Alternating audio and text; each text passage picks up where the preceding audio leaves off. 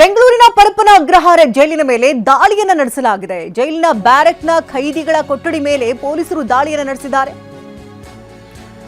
ಜೈಲಿನಲ್ಲಿ ಸಜಾಬಂದಿಯ ಬಳಿ ಇದ್ದಂತಹ ಮೊಬೈಲ್ಗಳನ್ನು ವಶಕ್ಕೆ ಪಡೆದುಕೊಳ್ಳಲಾಗಿದೆ. ಟವರ್ 2 ಬಿ ಬ್ಯಾರಕ್ನ 3ನೇ ಕೊಠಡಿಯ ಮೇಲೆ ಏಕಾಏಕಿ ಪೊಲೀಸರು ದಾಳಿಯನ್ನು ನಡೆಸಿದ್ರು. ಹಲವು ಮೊಬೈಲ್ಗಳನ್ನ ವಶಕ್ಕೆ ಪಡ್ಕೊಂಡಿದ್ದಾರೆ. ಸಜಾಬಂದಿ ಬಾಲು ಎಂಬಾತನ ಬಳಿ ಮೊಬೈಲ್ ಇದ್ದಿತ್ತು, ಆ ಮೊಬೈಲ್ ಕೂಡ ವಶಕ್ಕೆ ಪಡ್ಕೊಂಡಿದ್ದಾರೆ. ಜೈಲಿನ ಟವರ್ 1ರ ಮೇಲೆ ಜೈಲಧಿಕಾರಿಗಳು ದಾಳಿಯನ್ನು ನಡೆಸಿದ್ರು. ಒಟ್ಟು 5 ಮೊಬೈಲ್, 1 ಸಿಮ್ ಕಾರ್ಡ್ ಹಾಗೆ ಒಂದು ಚಾರ್ಜಿಂಗ್ ಕೇಬಲ್ ಕೂಡ ಜಪ್ತಿ ಮಾಡಲಾಗಿದೆ. ನಿಷೇಧಿತ ವಸ್ತು ಪತ್ತೆ ಹಿನ್ನೆಲೆಯಲ್ಲಿ ಪ್ರಕರಣವನ್ನು ದಾಖಲಿಸಿಕೊಂಡಿದ್ದಾರೆ ಪೊಲೀಸರು. ಪರಪ್ಪನ ಅಗ್ರಹಾರ ಪೊಲೀಸ್ ಠಾಣೆಯಲ್ಲಿ ಪ್ರಕರಣ ಕೂಡ ದಾಖಲಾಗಿದೆ.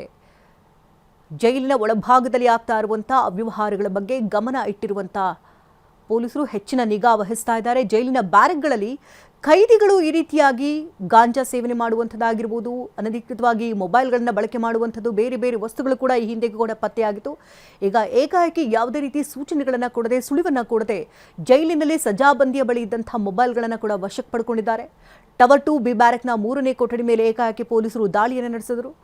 ಇದೇ ಸಂದರ್ಭದಲ್ಲಿ 5 mobile, 1 sim card, 1 charging cable ಕೂಡ ವಶಕ್ಕೆ ಪಡ್ಕೊಂಡು ತನಿಖೆಯನ್ನು ನಡೆಸಲಾಗ್ತಿದೆ.